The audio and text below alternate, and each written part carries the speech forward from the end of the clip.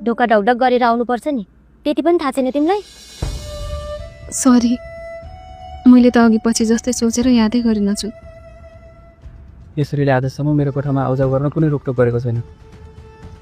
ऊ जुनसुकै फेरि आउन जान सक्छ। को र केसरी तपाईँको? एउटी केटी मान्छे भएर केटा मान्छेको रुममा सहजै आउजाउ गर्न सक्नु?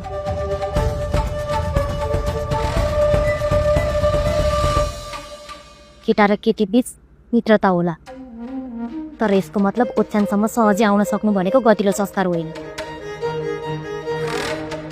त्यही पनि हिजोसम्म तपाईँ मात्रै हुँदाखेरि फरक पर्दैन थियो होला, अब म पनि छु।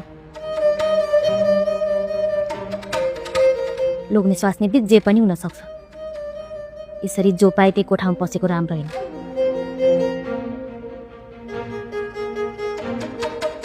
माफ गरिदिनु, म त अब घर जान्छु है भनेर भन्न आएकी थिएँ।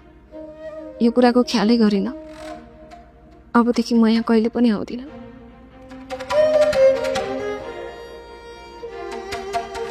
किन त्यसरी बोलेको तिमी?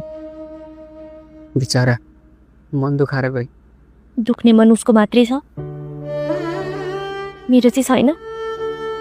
मैले कहाँ त्यसो भने? भनिराख्नु पर्दैन, व्यवहारले नै सबै देखाइसक्नु भयो।